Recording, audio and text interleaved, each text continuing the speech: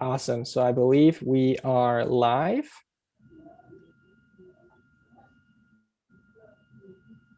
Awesome. Well, I'll share my screen now and then you can take it away with the intro.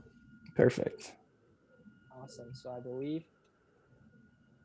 So good evening, everyone. My name is Charles Lockwood. I am one of the conference co-directors of PILC this year. I am ecstatic that you all chose to join us tonight. We have a very special keynote address that we would like to present. We are really excited.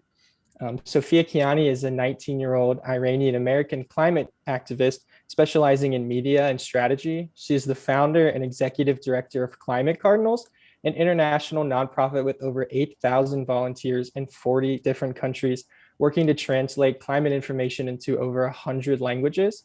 She currently represents the United States as the youngest member on the inaugural United Nations Youth Advisory Climate Group on climate change.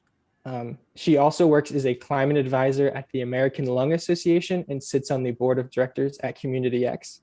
Lastly, Sophia's work has been featured in several news outlets, including Forbes, CNN, Business Insider, and Time Magazine, to name a few. And she's recently been named Vice Media's Youngest Human of the Year, selected as the National Geographic Young Explorer, and chosen for Energy News Network 40 Under 40 list. So I will let her take it away. Well, thank you so much for that generous introduction. Hi, everyone. I'm so excited to be speaking to you all today. Here is my presentation so that you can get a better idea of all of those things that Charles listed off. So as he said, I am the founder of Climate Cardinals. I'm a climate activist. I'm 19 years old. I'm an Iranian American, and these are some of the accomplishments that I earned in 2020 as Vice Media Human of the Year, Energy News Network 40 Under 40, and National Geographic Young Explorer. So today I'm really excited to be speaking about my journey as a climate activist, really how I got to the position I'm in today, having my own nonprofit and working with the UN, and also really sharing the lessons that I've learned over the past few years, navigating the youth climate space, and how I think other people can support these young activists, and also how people can get involved. So continuing on with my presentation, the question I always get asked is, why did you become a climate activist? Was there some sort of spark? What happened? And really for me, the story begins about 6-7 years ago when I took a 2-month trip to Iran, which is my parents' home country. Both of my parents were born and raised in Iran, and so I grew up visiting Iran a lot when I was little. So on one of those trips, I was really struck by how horrible the pollution was. I live in Washington, D.C., where it's a city, so it's a little polluted, but what I saw in Iran just absolutely blew my mind.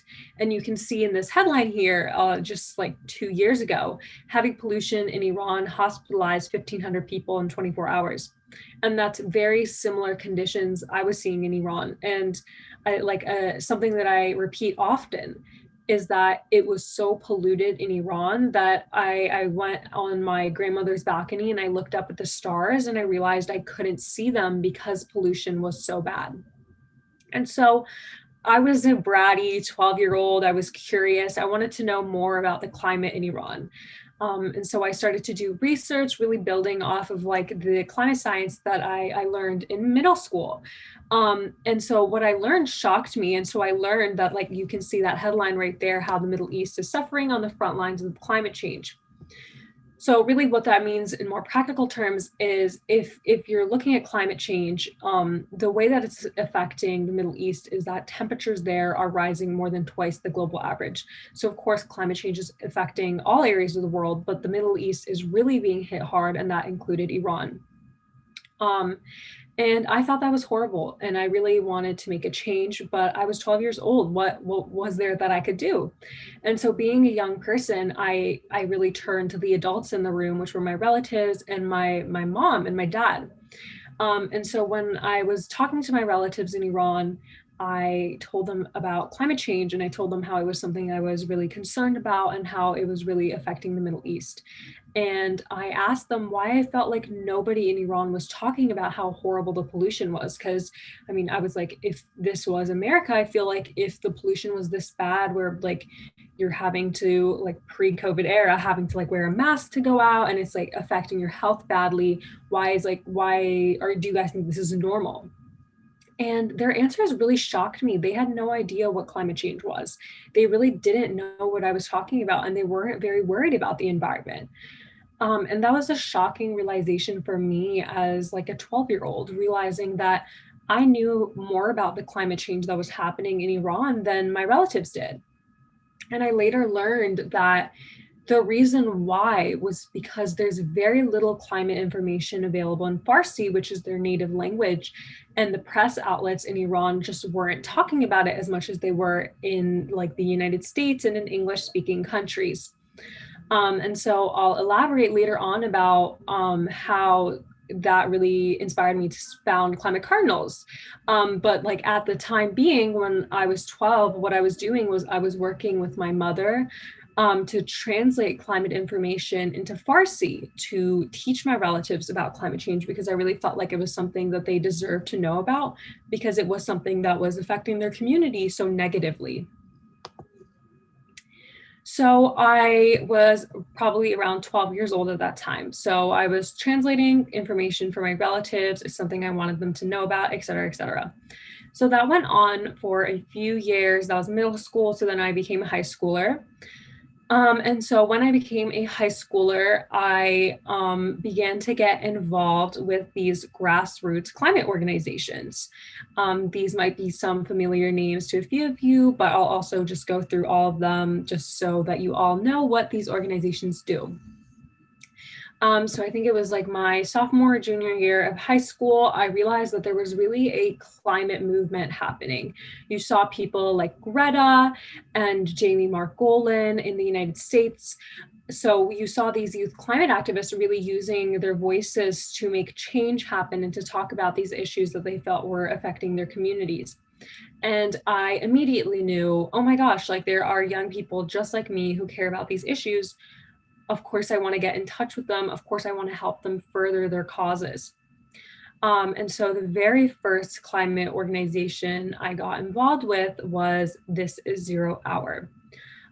So specifically, I reached out over Instagram to their deputy director of partnerships, and I said, hey, this is me. I've been working to educate my relatives in Iran about climate change for the past few years, and I love what you guys are doing. And then she actually offered me a spot on their team.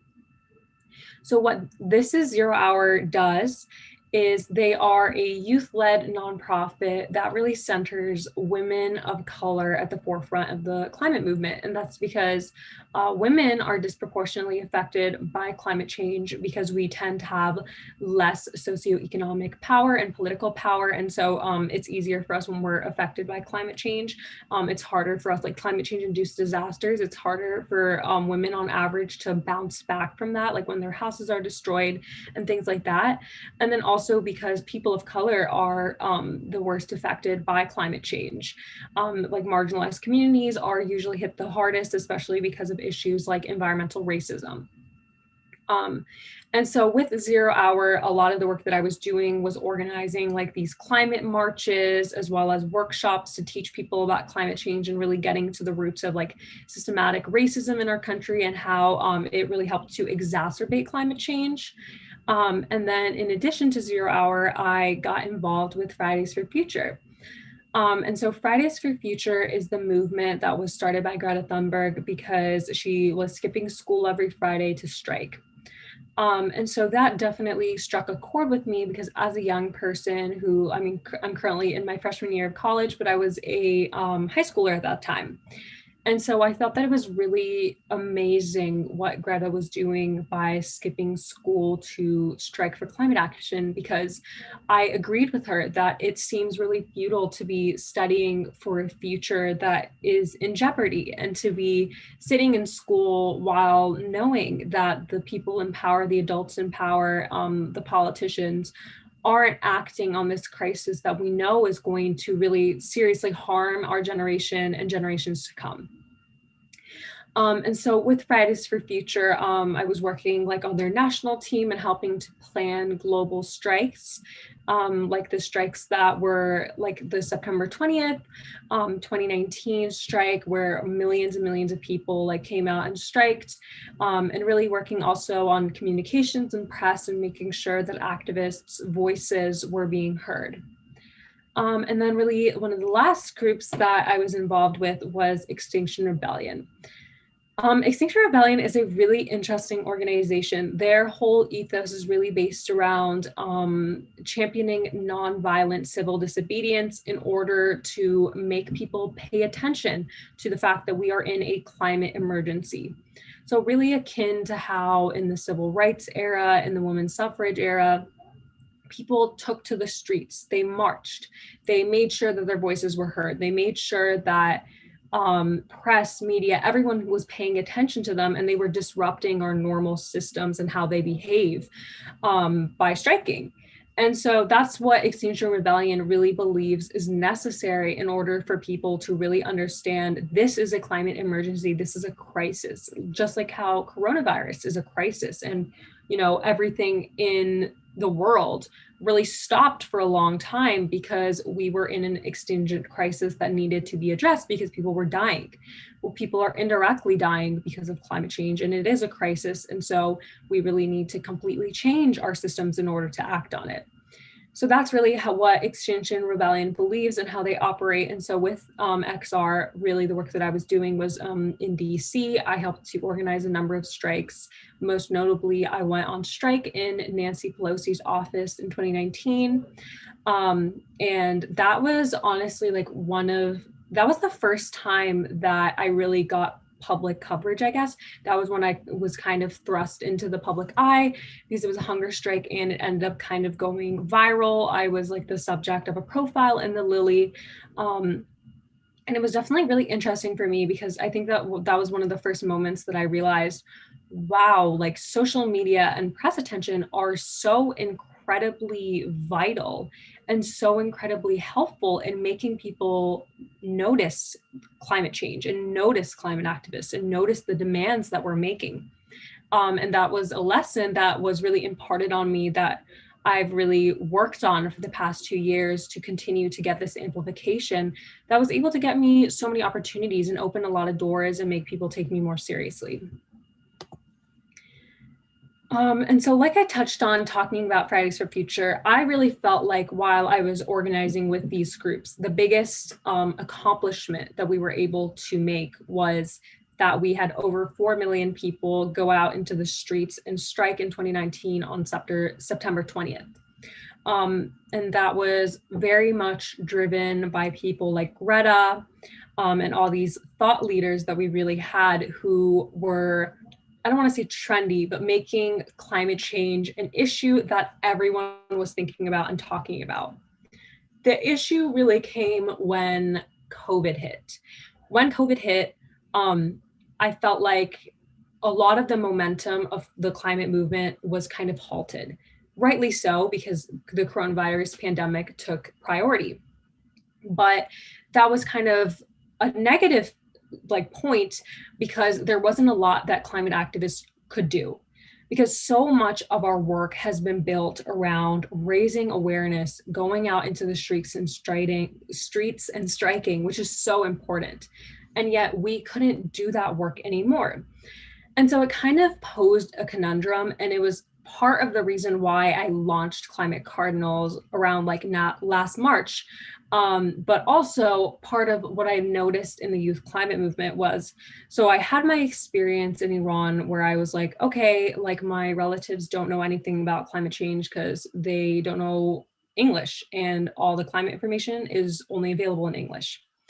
And then here I am working with these global organizations, basically like the largest youth-led nonprofit organizations in the world. And none of these organizations were addressing my concern. That was, we need to tackle language inaccessibility. It makes no sense for us to be assuming that everyone in the world speaks English. It's just, that's not a fact. A lot of people in the world don't speak English.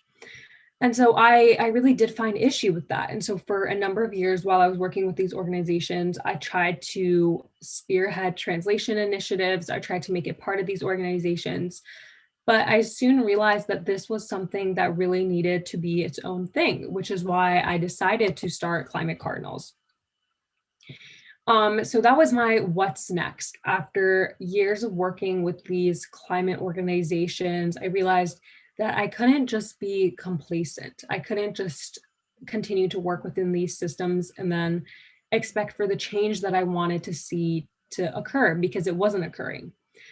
And so that's why I started Climate Cardinals. And so Climate Cardinals is an international nonprofit, and our mission is really to make climate education, climate information, climate resources, all of this more accessible to people who don't speak English.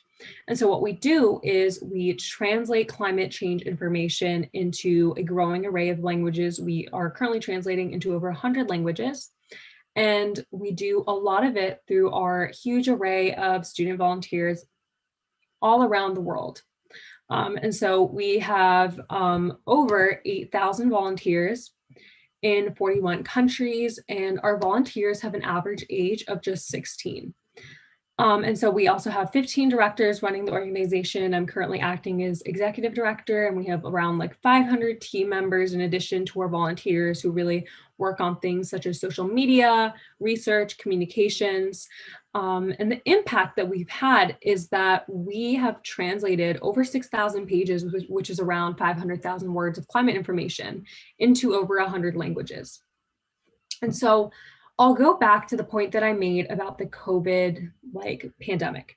So as I said, Climate Cardinals has been an idea that I've had for years, basically. Ever since I was translating this climate information for my relatives, I knew that this was something I wanted to continue to do.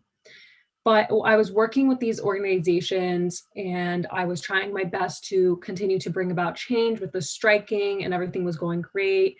But then when the pandemic hit, I really realized, okay, well, there's very little we can do now. We can't strike anymore. And that was the main thing that was going for us. We can't hold marches. We can't hold meetings with stakeholders. What can we do? And I realized that, well, Climate Cardinals is something that you don't need to be in person for. All of our volunteers work from home. They work virtually. And it was also a way for a lot of my friends, who were, I was a senior in high school at the time, but a lot of my friends who were juniors in high school, they were really oh, we need to earn our community service hours for National Honor Society. And so it kind of clicked for me oh, well, we are filling the perfect really bubble that needs to be filled. We are giving young people an opportunity to continue their climate action from the safety of their homes. And we are also really providing this opportunity. And so what we did was we launched during near the beginning of COVID. And we basically had a viral TikTok video. We created this video where we said, hey, students, we know you're stuck at home. We know that you want a way to earn community service hours, and we know you care about climate change. So this is what you can do. You can translate climate information from the safety of your home and help us to increase accessibility, and we'll put it on our website. And we had over 100,000 people view that video, and over 1,000 people signed up to work with us on the first day. And so social media has been a huge way that we've been able to leverage it to gain all of these volunteers. And I think that's especially important in today's day and age, when so much of everything is online, and social media has just become a huge part of all of our lives. And so I kind of skimmed over all of this, but founding a nonprofit is really hard. I thought that you could just say, oh, I'm founding a nonprofit. This is my idea. This is what's going to happen. I'm just going to create a website, bam. But that's actually not how it works at all. And so I'd love to share this with you guys in case any of you guys are interested in founding your own nonprofit or you're just curious. So these were the lessons that I kind of learned while knowing I wanted to found Climate Cardinals, but I didn't really know how to do it. So the biggest thing that I really learned was, above all, like, if you want to be a climate activist, even not even just like founding your own nonprofit, if you want to be a climate activist, you need to know your why. Why are you doing this work? Why is this work important? That is a question that I honestly asked like every single day. And then I have to reiterate like my story in Iran. And I think it's really important to know, what is your personal connection to this movement? Why do you personally care about climate change so much? Of course, everyone needs to care about climate change, but like, why you in particular? Why are you putting all of this time and energy and resources into doing this work? And I think that's also important because we are avoiding having voices come to the forefront of this conversation who don't really belong there. Young people like me, especially people of color, we don't want to be talked over by like old people in the room who have never dealt with the effects of climate change, who have never really seen it firsthand. And I think that's part of the reason why it's so valuable to have young people in these spaces, because a lot of us, I mean, we're progressive, and we've also like lived in communities where we've seen how hard like climate change has hit them. And that's why I think it's so important for people to know, why are you doing this work, and why are you founding this nonprofit? What are you filling? What hole are you filling that doesn't already exist? There's like probably thousands of climate nonprofits that already exist. And so you don't want to just duplicate the work of someone else. You don't want to make a nonprofit that already is existing, basically. And part of the reason why is because it's so hard to get funding as a nonprofit. Even Climate Cardinals, as we've grown like larger and larger, it's still such a struggle for us to get funding. I do all of my work for free. And like getting funding is always like really critical for just making your operations work and scale. So again, I just want to emphasize this because I think it's so important. You need to know your why. Why are you doing this work? Why this nonprofit? Why should people care? And so then what I did was I wrote a mission statement. I said, this is Climate Cardinals, like this is what makes us different, and this is what we're trying to achieve. Then more like technical, mundane stuff is like, we had to design a logo. I got in touch with a graphic designer, and a big part of everything in life is branding. And so it's important for it to be something that will stick out, something that people will remember. And so at the very top, you can see that's Climate Cardinals logo. And I always get asked, like, what made you think of the name Climate Cardinals? And it was a variety of factors. I wanted something catchy that people could remember, like CC. And I wanted something that really symbolized the work that we were doing. And the work we're doing is we're translating climate information in over 41 countries. And so like Climate Cardinals, like a cardinal symbolizing like information flying around the world. And then our logo, which is beautiful, which was designed by our graphic designer. And so I know that like seems like a really mundane, like small, like step, but I think it's really important, and having a good foundation for us and being able to have this like brandable name and this logo, I think really has helped us to get far, because we haven't had to do like any redesigning or anything. So I would say like first write your mission statement, design a logo, and then definitely creating a website, a way for people to contact you, especially potential partners. Because like Climate Cardinals now is working with so many different organizations. We're working with the UN, we're working with National Geographic, the American Lung Association, and a lot of it is because we made ourselves very available to people. And it's really easy to contact us through our website. And also for our website, like we're able to house these thousands of pages of climate information that we've translated. We're now in the process of getting all of that up there on our website so that anyone who wants to learn about climate change, like it's not these translations are just falling in a void, but that people can actually access it and learn about the work that we're doing and learn themselves about climate change. Then I think a step that's definitely like not talked about enough is you need to find a fiscal sponsor, or like you need to incorporate as a 501c3 nonprofit. So having 501c3 status means that your donations are tax deductible. And you're also able to give community service hours to young people. Like that's what the National Honor Society and other like schools will actually accept as nonprofit hours. And so we knew that like the primary thing that Climate Cardinals is giving is we're giving young people community service hours for translating climate information. Like that is how our entire organization works. So for us, becoming a 501c3 was super important. But becoming a 501c3 is a hard process. You usually have to hire a lawyer to help you incorporate articles of like articles of incorporation. You have to just go through all of this paperwork. It takes several months for you to be approved. And that was something I didn't have the funds for. I didn't have a funder for Climate Cardinals. I had to pay for the website myself. I had to really self-start everything. And so I knew there was no way I could pay thousands of dollars to hire a lawyer. And I think most people can't do that. And I don't think that should be a barrier for entry into the nonprofit world. And so I found out like this solution, which is you can find a fiscal sponsor. So that's basically a nonprofit who says that they are willing to basically like be your umbrella organization. They like sign off everything for you so that you can make like tax deductible donations through them.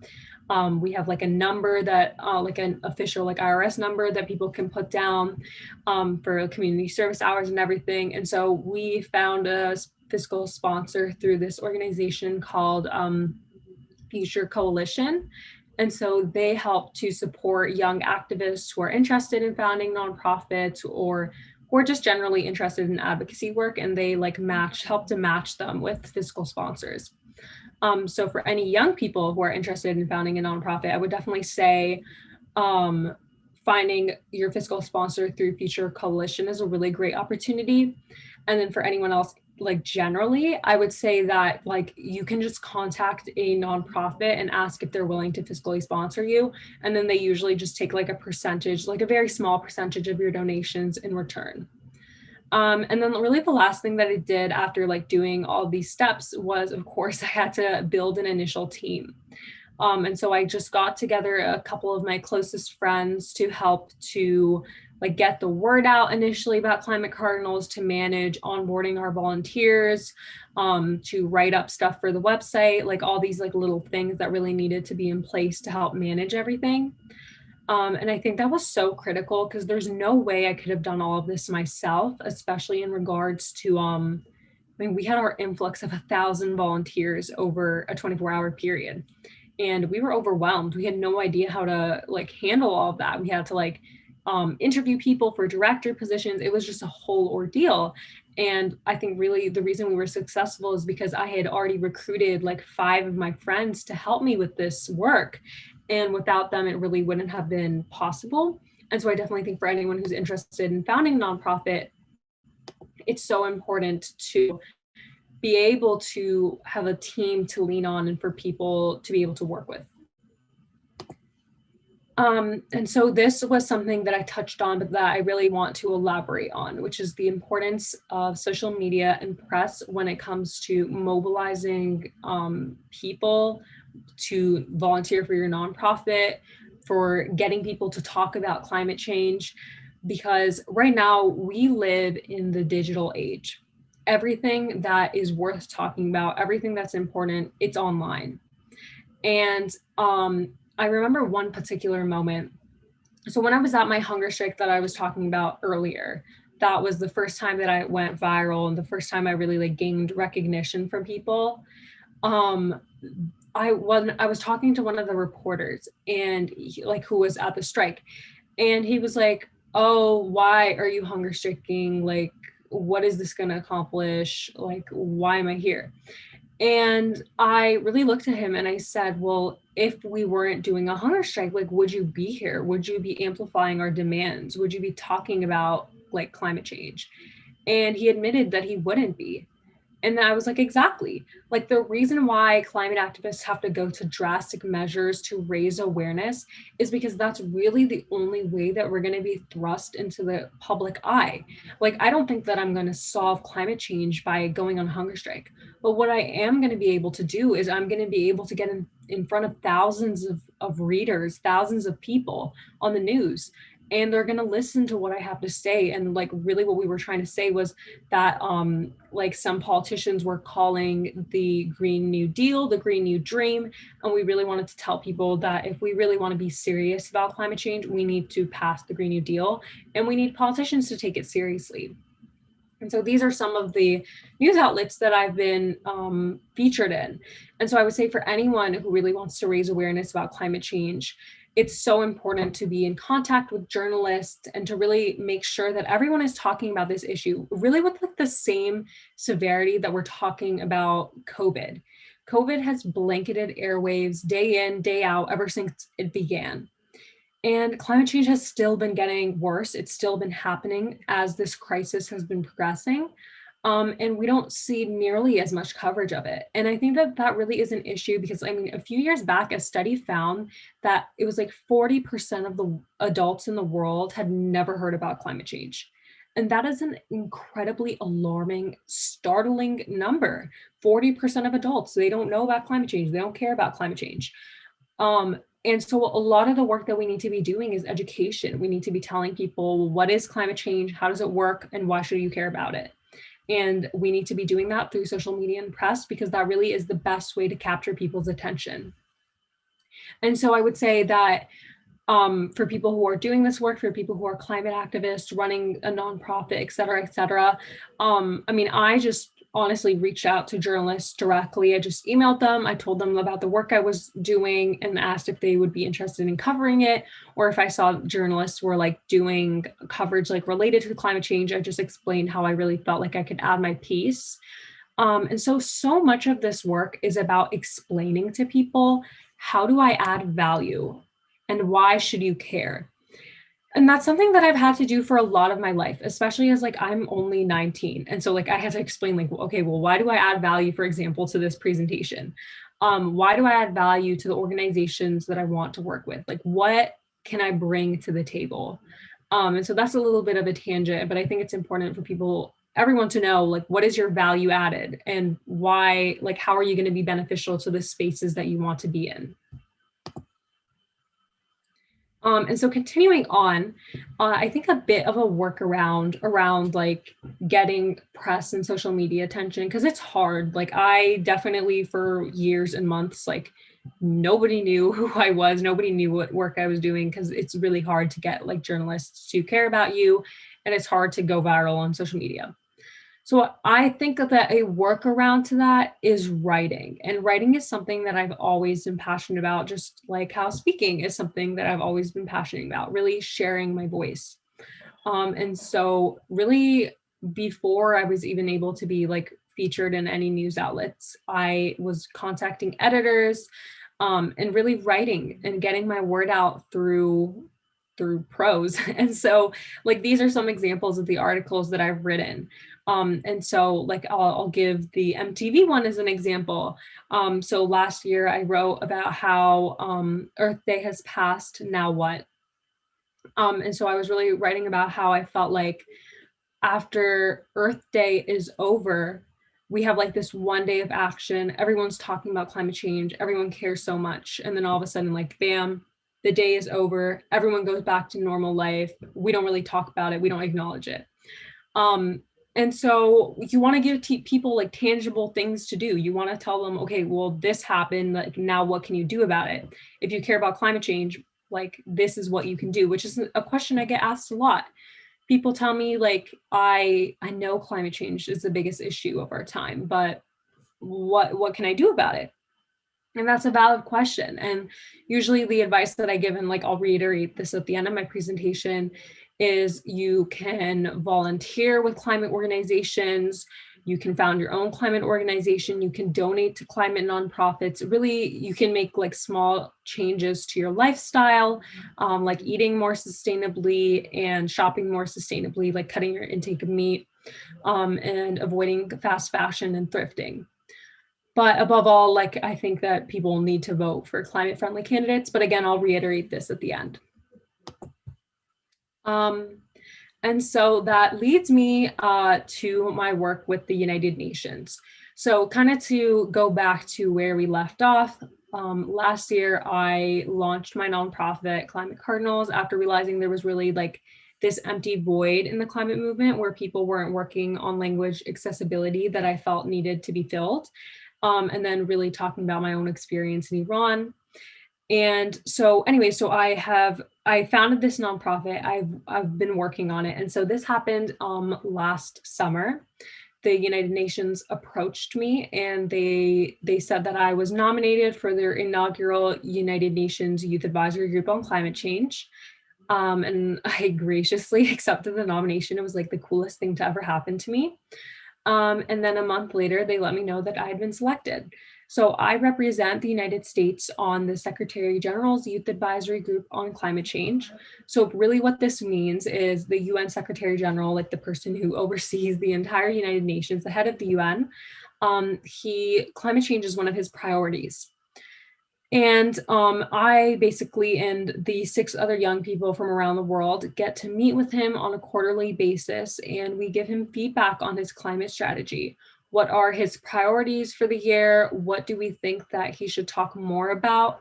And so each of us really has an area of specialty. And for me, like I said, what I'm passionate about is education, and I'm passionate about language accessibility.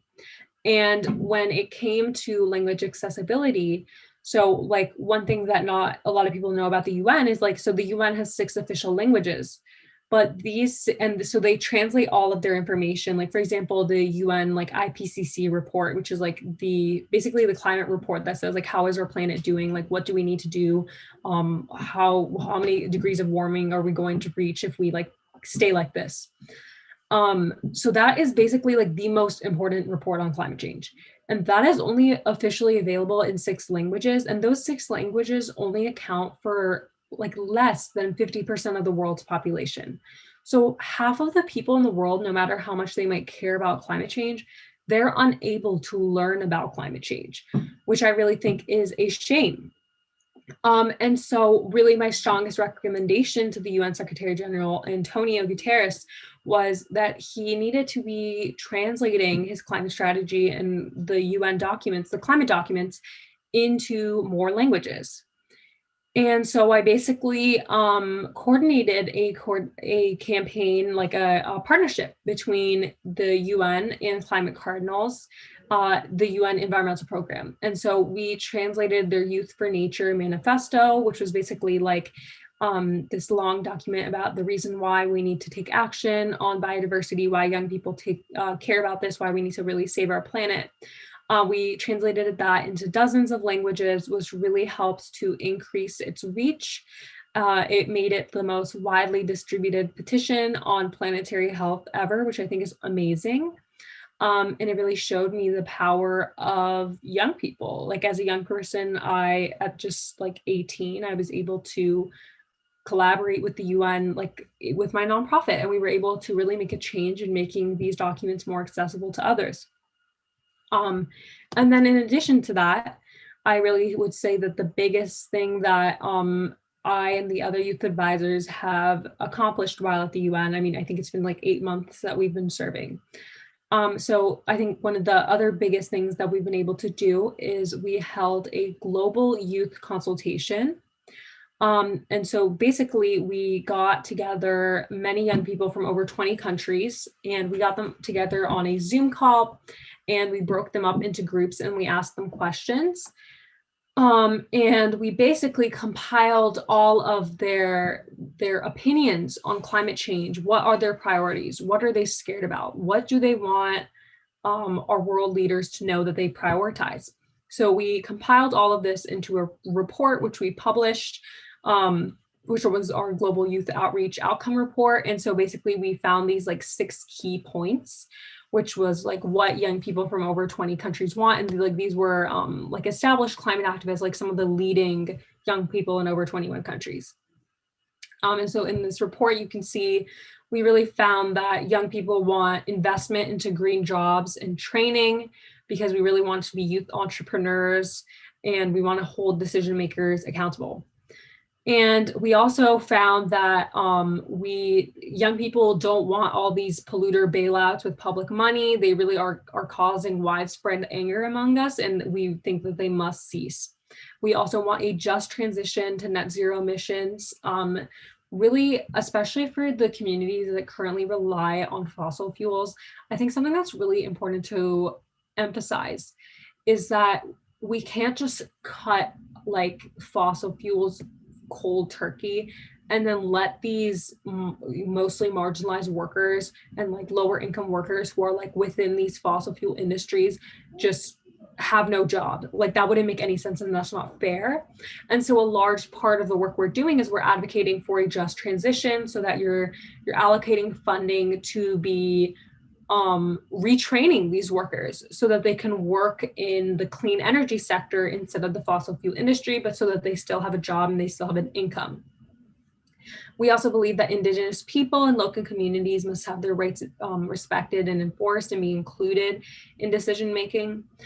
This is a point I really want to emphasize because I think it's so important for there to be Indigenous inclusion within climate dialogues, because Indigenous people have been advocating for the saving of our planet for years and years, far before I was doing this work and far before most people were doing this work. Because the way that Indigenous people live is very much intertwined with the planet, and they don't want us to be destroying the planet. And they just have very climate friendly lifestyles. And we also have like stolen all of their land and really polluted it.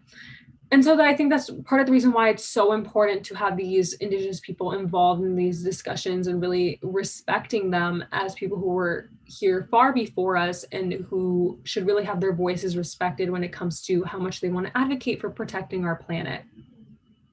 So of course, like I've said a million times, climate education is so important.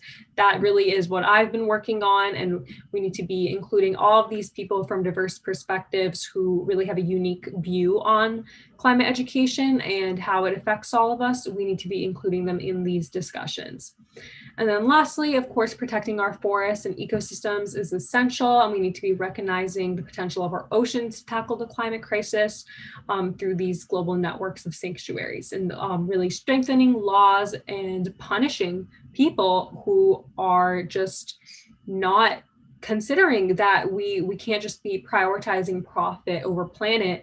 We need to be realizing that these corporations know what they're doing and they don't care that they're damaging our earth. And we can't just let them continue to let corporate greed rule over us. And we really need to set these boundaries and make sure that our public officials know that they need to be holding these corporations responsible and prioritizing our futures. And so moving on from my work with the UN, I think one of the biggest takeaways I've had through this work is that we need to be moving from apathy towards action. And what I mean from this is a question I get asked very often is, what about climate deniers, like many Republicans who say that they don't believe in climate change does not exist, so therefore, because this is a hoax, we don't need to do anything about it. And my response is always that the way that I feel about climate deniers is I feel like while there is definitely a lot of misinformation about climate change, which is part of the reason why some people don't believe in it, a lot of people who don't believe in climate change are just saying that because they have like some sort of agenda, and it is nearly impossible to change their minds about that when it's something where they're directly profiting and benefiting off of the fact that people are not believing in climate change, and therefore it's very hard to reason with them. And so instead of focusing on these people who I know, no matter how much I yell and cry and tell them like this is an issue that needs to be paid attention to, they won't change their minds. And so why would I spend 10 hours of my time talking to someone who I know will never change their mind when I could spend 10 hours of my time talking to 10 different people who know climate change is real, because it is real, it's not debatable. But they just aren't doing anything about it. And I think about like a lot of my friends, like when I first like started this work, they were like, oh yeah, like Sophia, that's so cool that you're a climate activist and like climate change is so important. And then I was like, and so what? And so like, what are you going to do about it? Like, you agree with me that climate change is an issue, but you're just like kind of sitting on the sidelines watching me, and you're not getting engaged and you're not doing anything about it. So how can I change that? How can I really provide you opportunities and resources and education for how you can make a difference? And that is how I really have seen the biggest impact. Talking to people who agree with me that climate change is real and that it's a big issue, but they don't know what to do. They don't know what next steps to take. And so that's what I always do. I talk to my friends, I talk to my relatives, I talk to everyone who tells me they care about climate change. And I tell them what they can do about it, which again, I'll reiterate this at the end, like my long list. But really at the top is telling people to vote for climate friendly candidates, because I really feel like this is a policy issue. And the only way we're going to see widespread action is through governmental regulation. And so these are a couple of the opportunities that you can use to get involved if you care about climate change, but you're just not really sure where to start. So I'm just giving some opportunities in my personal experience that I started with that I think are great ways to get involved. And so actually first I'm going to give a little plug to Climate Cardinals, but for anyone who's interested, you can apply to join our team. Like, we have applications for our resources team and education team, so that you can really help to do behind the scenes work on like organizing the resources that we've already translated, disseminating those resources through different schools and different partnerships, et cetera, et cetera. And then, as I said earlier, like, I think that nonviolent civil disobedience, like really going out into the streets and striking the same way that we did in the civil rights era, that is how we're going to get people to pay attention. That is why the climate movement has seen a huge boom in the last few years, because we have gotten into the streets and we have screamed and we have said we want like public officials to take action. And even though it sounds like crazy, you need to realize like these things work. When you have public demonstrations and you have people disrupting our systems and skipping school, skipping work to make a stand, that is going to move the needle. And so you can get involved with groups like Fridays for Future, and like on their website, it provides a map of like different strikes happening and different groups that you can connect with. A lot of this is going to happen like post-COVID, which hopefully we're getting there at the end of the year, close to it. But there are also digital strikes and digital actions that you can take part in, where you're really trying to put pressure on big companies that are like really supporting the fossil fuel industry. And then, like I was saying, for digital strikes, so Fridays for Future Digital is a really awesome organization that really specializes in like online digital things that you can do, like small actions to really make a change. There's also another organization called One Up Action, where they really focus on creating chapters all around the world of like little tiny actions you can make to be like climate positive, like planting trees and like changing your personal behavior, implementing community cleanups, things of that nature. And then Zero Hour, like I said, they also have chapters all around the world, especially for young people who want to get involved and really voice their opinions and organize events in their communities. So a lot of these are for young people, but I would say generally groups like the Sunrise Movement is also a great way to get involved, and also just local organizations in general. There are so many local chapters of like climate nonprofits, and I think those are especially valuable because local organizations are working to lobby local officials and to get local officials to commit to climate justice and to commit to passing legislation that will make your community more sustainable. And so, like I've been saying for a long time, you need to also create your own opportunities. And that's what I've been doing for a lot of my life. And so, like I said, like I noticed that there was no space in the climate movement for climate translation. And so I created that space. And I think a lot of it has to do with, like, I know that networking is like a really tired concept, but the way that I got involved with the climate movement was by reaching out to other activists over social media. I DM'd everyone on Instagram and I asked them about how I could get involved. And I explained to them how I felt like I could add value as a student with my previous experience translating climate information. And again, just reiterating why I cared about this issue.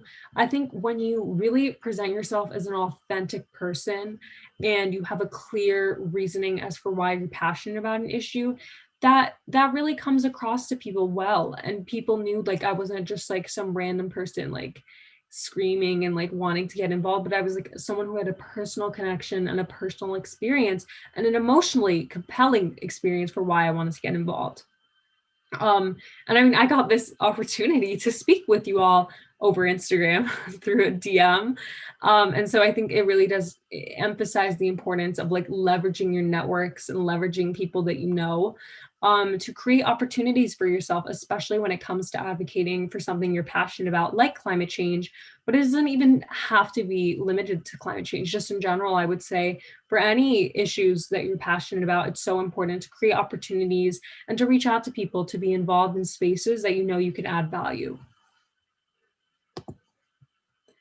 And so that leads me really to my last point about what else can you do. So I alluded to this earlier, but the number one biggest thing that I think people can do and that I think people should do if you are of age is vote. Because 100 companies, like they contribute to 71% of the world's emissions.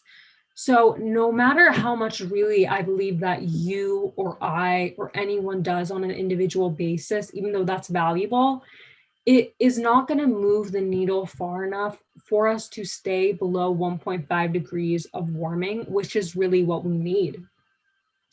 And so in order to really get there, we need to be putting pressure on these elected officials. So it really also goes back to making sure that not only you are voting for a candidate that has pledged to like support climate action and that has like ideas for climate policies, not only you, but also making sure that you're checking in with your friends and you're sharing information with them, like blah, blah, blah has the best like climate plan out of everyone who's running for office, backing that up with statistics and saying, oh, like I remember that you said climate change is an issue you cared a lot about. And so I really want to inform you why I think this candidate is the best person because of their commitment to climate action. And also, I mean, I'm 19. I like was below the age of 18 for a really long time. And so even for like people younger than the age of 18, I think that there's so much that you can do. Like you can help to support elected officials by like lobbying for them and making phone calls, like phone banking for them, organizing like support and rallies, especially, and also like social media support for them and informing the adults in your life about really what they can do, like who they can vote for. And I also think it's so important not only to support elected officials, but to also hold elected officials accountable. So you can support a candidate like that believes in climate change while also wanting them to do better and to go further, kind of like how I currently like support our current president, Joe Biden, but I also want him to be more ambitious and to stop pipelines being built and also to support the Green New Deal. And so I can do those two things simultaneously. And I think that that's what a lot of people should do is to support these officials that take climate change seriously, but also expect better from them and realize that even with us like re-entering the Paris Climate Agreement, on the whole, we are so far behind in terms of like meeting our commitments that we need by 2030 that it's really going to be impossible unless we pass comprehensive like national legislation that's setting benchmarks and making sure that we're like telling corporations that there is only like a certain amount of emissions that they can emit, and they really need to be spending money on cleaning up their supply systems and also putting money towards that so that it's easier for organizations to do that work. And then for students, I think that it's really awesome to be able to get your school board to pass a climate resolution or just to do things like more generally on a local scale.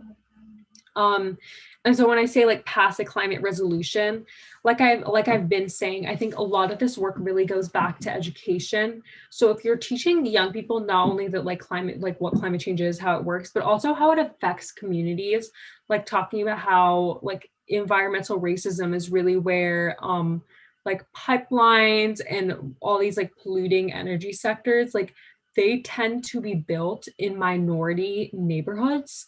Like on average, like they tend to be like per capita, like more so in these minority neighborhoods, which like really illustrates environmental racism. And so people of color are more likely to be impacted by these environmental effects.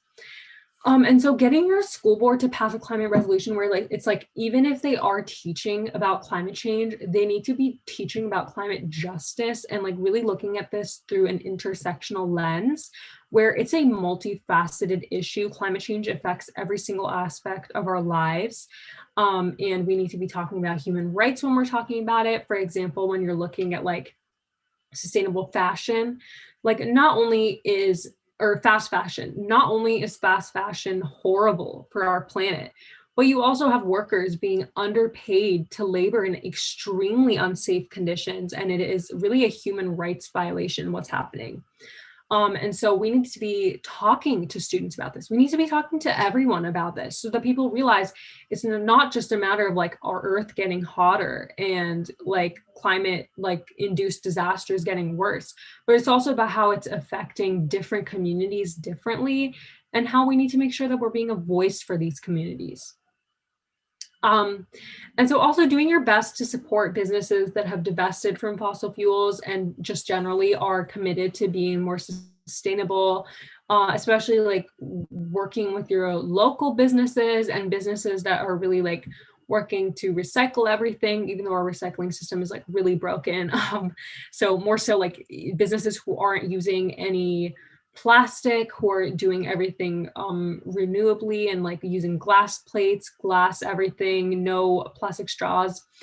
Even though I know right now like things are a little different because of COVID, because everything needs to be like single use. But just in general, I think that it's awesome to be able to support local businesses, especially those that are committed to climate action and are doing like small things to do their part. And really finally, educating yourself and others. That's something that I always preach, especially in regards to a phrase I often like to use is owning your privilege. So people ask me, like, in addition to like volunteering with different climate organizations and doing like lobbying for elected officials, in addition to that work, like what can you actually do on like an individual basis? And so I think about it as owning your privilege in the way that I'm not just going to tell everyone like stop like shopping from Forever 21, even though like I think that is the right like a good thing to do. The truth of the matter is that rich people contribute to climate change way more than people who are like less socioeconomically in power. And that's because like the consumption of people who are richer is just so much higher, and like rich people are on average using way more fossil fuels. And so when you are like, you have more money and you are in this position of privilege, you should really be using it. And so I think that people who are in those positions have more of an obligation to be taking these steps, to be shopping more sustainably, to be thrifting, even though I think thrifting is like really accessible to everyone because it's pretty inexpensive. I buy most of my clothes from Mercari and Depop and Poshmark, which are online like secondhand retailers. And so I think that like if you can afford to not shop from fast fashion, I think that's something you should do. And then also if you can, like if it makes sense for you to be cutting meat from your diet, if that's something that's not going to be unhealthy for you, that's also a great way that you can make a difference, just because the meat industry is really, really polluting. And then, like I was saying, educating yourself and others also has to do with like talking about climate science, telling your relatives, your friends, everyone around you about how they can make a difference when it comes to climate change, telling them about these opportunities that I've been relaying to you all, and telling them to vote for people who are really going to make a difference. And so I know I've been talking for an hour straight. So I really want to give you all an opportunity to pick my brain if there's anything that you want to know more about. If there's anything you're curious about, I would love to answer all of your questions. But other than that, I mean, it's been such a pleasure talking about my journey. And I hope that this was useful, especially for anyone who wants to start their own nonprofit or anyone who really feels like they care about climate change but doesn't know how to make a difference. Awesome. Thank you so much. Honestly, the pleasure is all ours. When I was 19, I wish I could have accomplished half the things you've accomplished so far. I'm 23 now, and my resume doesn't look nearly as incredible. So it's very impressive.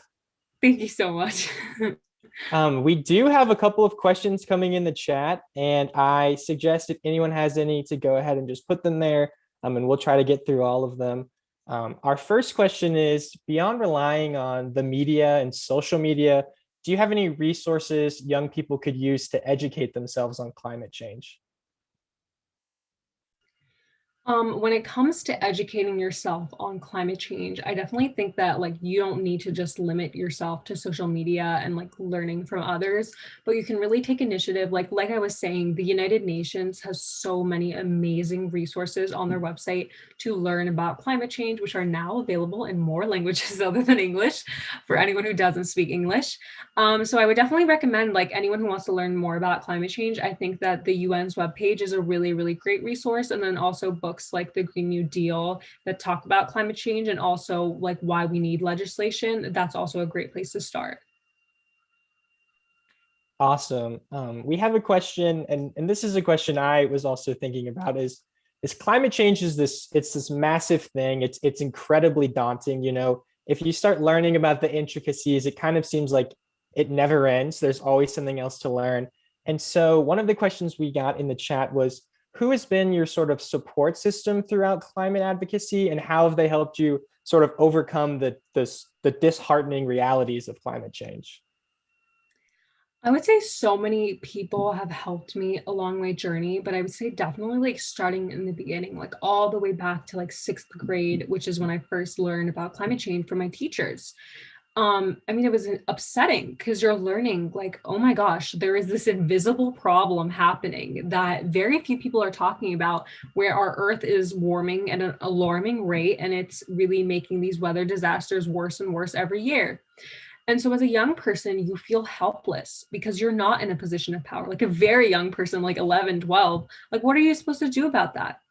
And so that is very disheartening. But I would say that my teachers and my parents, I mean, they really reiterated to me that like, you need to be the change that you want to see in the world. If you see that the world is going down a bad path, then you really need to be a voice of change, and you need to advocate for things to be different.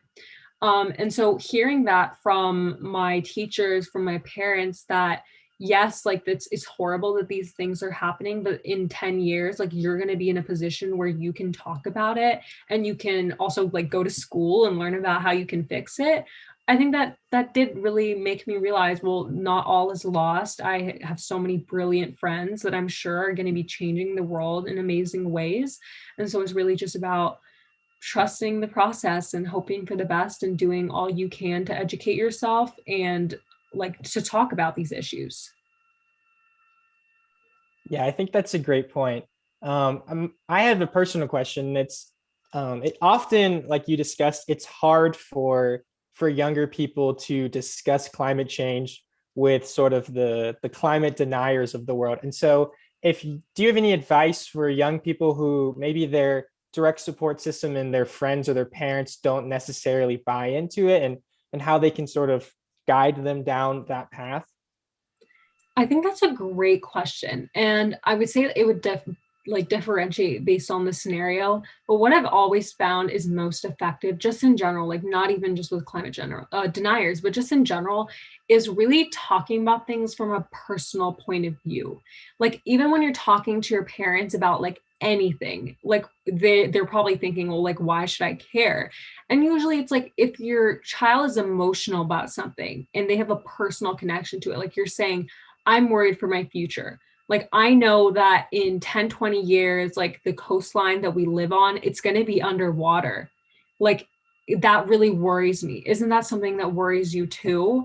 Like really using an emotional appeal and leaning into that and being like, oh, like look at Texas. Like, do you see how things are freezing over? We might lose our house. Like all these terrible things are happening. Knowing that that is not entirely preventable, but we can make these things better by paying attention to our planet and limiting our consumption of fossil fuels so that we don't make these weather disasters worse and worse every single year and really keep digging ourselves into a deeper hole.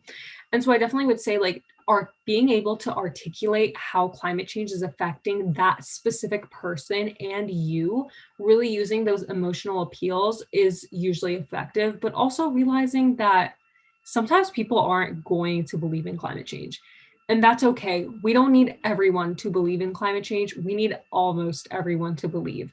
And so even if someone is so stuck in their ways and it's so frustrating for you, just realize instead of using another 10 hours of your time trying to convince them, just move on to the next person.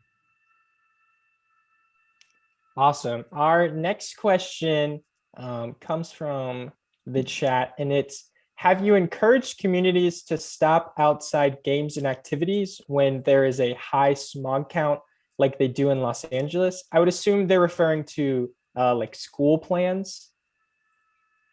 I mean, I definitely think that when it comes to like an area where it is really high smog and it's like having an adverse effect on your health, like it is not safe to be outside. In my presentation, I showed that like all these people were hospitalized because of how bad the pollution was in Iran, and like that's making asthma worse, and it really is horrible for your health. And so I would say like definitely in areas like that, I mean, it's best to get away from areas like that for your own health, but also to be like going directly to like community leaders in those areas and talking about these issues and seeing if there's any way that like the community can work together to like make it better. Yeah, absolutely. I think that's a really tricky issue because obviously, you want younger people to have recess to be able to go outside, but you want to make sure that we're being safe about these sorts of things. So I thank whoever sent that message in the chat. Another question someone had is, other than language barriers, what are your main challenges in your UN advocacy? Um, I think that there are a lot of challenges in my UN advocacy just because I think that there is a bit of an institutional barrier when it comes to young people like going into positions of power, where no matter how much like I can yell at these like world leaders that like I think that they need to be addressing like climate justice. Like instead of just talking about climate change, like they really need to outline in plain terms the fact that like this issue is disproportionately affecting minority communities. I think that's really important. And they need to be coming up with solutions that prioritize these frontline communities. But like some people either A, don't believe in that, or like B, they don't want to make that like a central focus of like the work that they're doing, which actually I don't understand and I don't agree with. But it's like sometimes you do have to just like accept that, and you have to like continue working, noticing that not everyone's going to listen to you, not everyone's going to take you seriously, especially when you are a young person. So if one room is just completely not open to you and not listening, just go to the next room and realize that like while there might not be an opportunity for me to like work with one particular person within the UN or one particular system, I just go on to the next system and see like where else I can make change happen. Absolutely. Something you harped on a lot in your presentation that I think is really important is that climate change and environmental justice, it happens at a policy level. And so we have to, make sure we're getting out and voting, but we're also holding politicians accountable. Obviously, President Joe Biden does not support the Green New Deal as it was originally passed. But I'm wondering if there's any initiatives or anything that you've seen from his presidency that shows signs moving forward that we are going to address this issue finally. Absolutely. I mean, I wholeheartedly support President Biden. I voted for him. He was like my first general election vote ever. I'm so excited that he's president, and I know that he cares about climate change. And I think he has an amazing climate team. And obviously, rejoining the Paris Climate Agreement, that was awesome. But I think that that's step one. And we have gotten to the baseline, like we're at the bare minimum now, and it's time to build on that. And I think that honestly, like, I think with the right amount of pressure and talking to Biden about these issues, I really do think that we can get him to support the Green New Deal, or at least some version of it. And so I definitely 100% see potential there. And I would love to work with President Biden. And I hope that he takes climate activists seriously. And I hope that he continues to progress on climate change, because I think that a solid foundation is already in place. Awesome. Just to go a little further, I'd love to pick your mind on sort of, like the big issues. So if you could enact like 3 policy initiatives right now, just on the spot, you had complete control. Is there any sort of areas you would go to, as in, renewable energy or something tackling fast fashion or anything like that? Definitely I would say ban fracking, like stop the creation of different pipelines, and really instituting policies that are putting like a cap on the amount of emissions that a company can put out. And then if they are exceeding that, then basically penalizing them and putting like a tax, like a carbon tax on them, or like really going further and like directly saying that they can't operate. Because I really do think like those are things that we need to be doing, because I know it's punitive and people think that that's going to hurt our economy. But the truth of the matter is the longer we wait on addressing this issue, the more it's going to cost in the long run, especially when it comes to like issues like fast fashion. Fast fashion culture is absolutely not sustainable. If you look at how the COVID-19 pandemic has affected the fast fashion industry, you had millions of orders not being fulfilled, like because like COVID just like shut everything down, like people weren't buying anymore, like just everything was going crazy. And so you had all these people like all these companies defaulting on their orders. And so all thousands of workers weren't being paid. You just had all this excess garment piling up in factories that like had to be burned. And so we can't operate like this anymore. It just doesn't make sense. And we need to make sure that we're really leaning into a circular economy where people are owning things and buying things that they really need to like survive. And like you don't need like 100 pairs of pants, like, you know what I mean? And so I think that it's not even just policy, but also like a cultural mind shift that we need, where when we're redesigning these systems, we also need people to buy into them.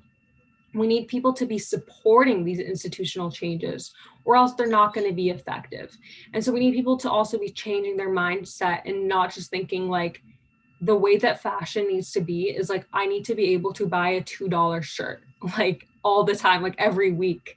Instead, it really should be like, oh, like I'm focusing on like buying quality pieces for my wardrobe that I can use year after year. Because I don't remember the statistic, but there is like an alarming statistic about how people just like will wear like a tank top and then it just ends up in the landfill, which is horrible. And so while we're like instituting these policy measures to like carbon tax, stuff like that, we also need people to be changing their minds like set so that they're supporting these companies and like supporting the changes that they're implementing. Awesome. Yeah, I think I'm right on the cusp of Gen Z. Was born in 1997, so I'm like, somewhere in the middle. And I found that with a lot of people I went to, high school and undergrad with, it's sort of, buy that t-shirt from Target, wear it maybe once or twice out, and then throw it away. And so I Yeah. think that fast fashion is sort of the silent killer when it comes to climate change. I was wondering, I don't think everyone in the audience had the chance to, but I read your Refinery 29 Day in the Life article. And I was wondering if you could just give everyone like a brief overview of how your day in your life is, especially now that COVID kind of restricts everything. Yeah, that's such a great question. My life really, my day to day varies so much depending on like conferences and meetings that I have. But like, I'll go through like one example. So, like I said, I'm a freshman in college right now. I'm a freshman at Indiana University studying public policy analysis at the Kelley School of Business. And so that has definitely changed my day to day a lot because I have so much homework and classes now. But like, for example, on like a Wednesday, on a weekday, usually what happens is like I'll wake up. First thing I do is like check my inbox, respond to my emails. And then after that, I usually have meetings either for the UN, like we'll have like weekly meetings with different like UN agencies, different people who want to meet with us. Um, so then I'll have like a UN meeting. Then I'll usually have some sort of internal like climate cardinals meeting, like talking about, okay, like what's our grant strategy? What projects do we have in the works right now? Like how are we, right now we're working on a chapter system and really growing our chapter system. So like touching base on that, meeting with my directors.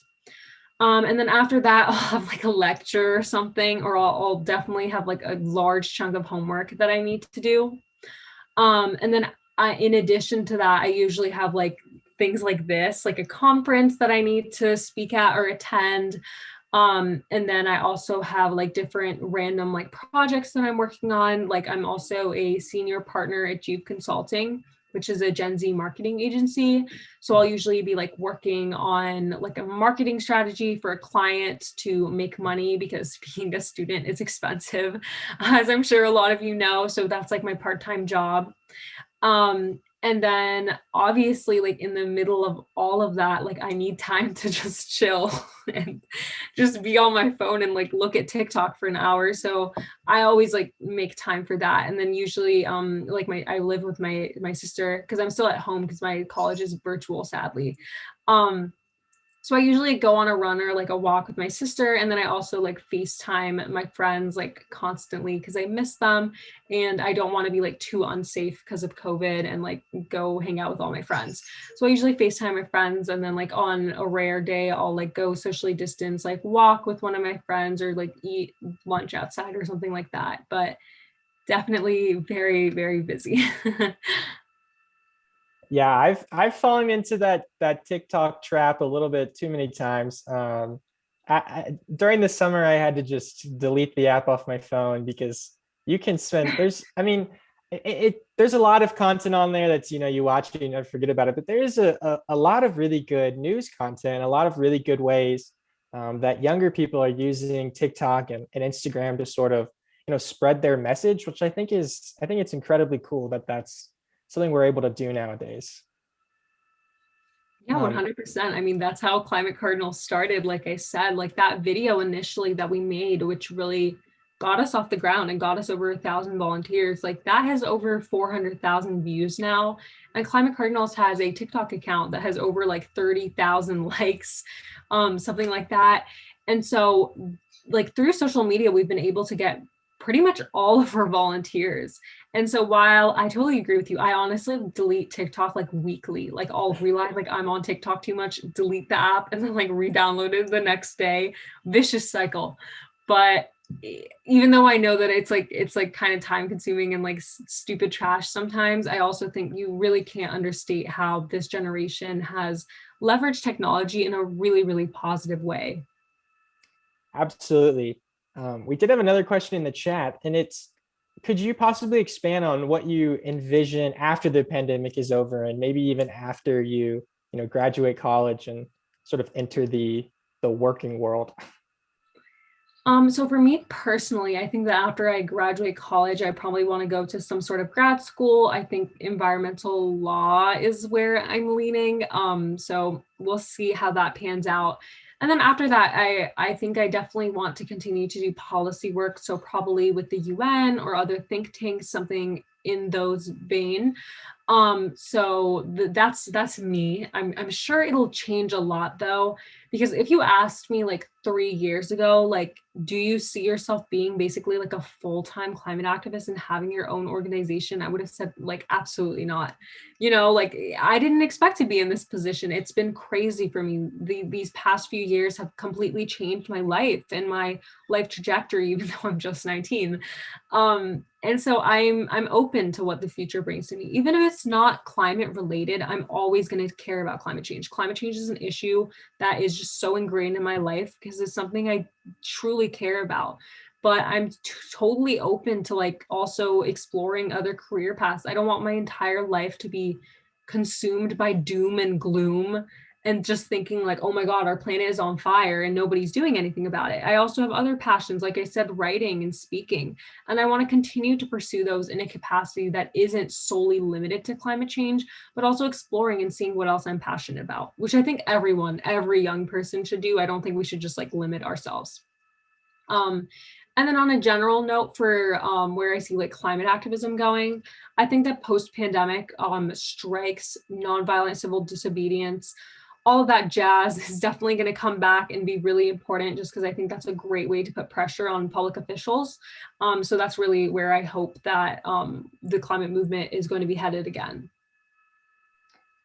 I might not be the perfect ambassador, but I can say that, getting a, law degree focusing in environmental law, it's a cool path, as I'm sure a couple of people on this conference could tell you. I just want to remind everyone that we are still taking questions, and I have a couple more to go through with you, if that's okay. Um, I'm curious where you see climate cardinals moving forward. So possibly, a partnership with the UN, or some sort of expansion, because obviously you've just started and it's already grown so much. And so I'm curious to see where you think the future is for that. I definitely want Climate Cardinals to continue the work we're doing, especially in terms of partnering with big organizations. Like, I mean, we are partnered with the UN, and right now we're working to translate, we're going to be translating this like report summary for UNICEF, where they're working on this like climate change and like child mobility report, which they're going to be releasing soon. So we're going to be working to translate that, which I think is awesome. But just more generally, like continuing to partner with big organizations, big climate organizations, and scientists. I think that's one thing we definitely want to do, because there's definitely like an issue in the scientific world where it was like the world's largest journal, 80% of their articles are only available in English, which I think is like absurd, like absolutely absurd. And so I want Climate Cardinals to continue to grow, to have more volunteers, and to have greater capability to partner with organizations and with scientific journals and scientists to translate their research and to translate different reports that I think will be beneficial for the general public. And also, hopefully, like in the next 10 years, like AI will become a huge part of the work we're doing. So we don't just need to like limit ourselves to human translators who are like prone to error, but also like having amazing computer assisted translations that can just be done on the fly. I think that would be really cool. I've never really thought about utilizing AI like that. And so I think that's a really cool way. Um, a question I sort of had is, on your Wikipedia page, you have this incredible picture of you and Jane Fonda. And so I'm wondering if you've been able to sort of work with other celebrities, and if that experience is something that, allows, maybe it connects climate change deeper to a younger audience. For sure. I mean, I can just elaborate more on like what happened with Jane Fonda, I guess, because I definitely do think like that was like the biggest name or whatever that like I've come in contact with and worked with. So basically, when I was working with Fridays for Future, we organized this like Fridays for Future Black Friday strike. And it was in DC, like right outside of the Capitol building, where Jane Fonda was holding her like her strikes, her Friday strikes. And so we basically like kind of like partnered with her, where we were like, oh, can we, because she had set up like this stage. And so we asked her if, oh, it was Fire Drill Fridays, that's what her initiative was called. And so we basically asked her like, hey, like, can we like use your stage and your setup like for our strike and for our speeches? And she was like, yeah, for sure. Like we had gotten in contact with her team.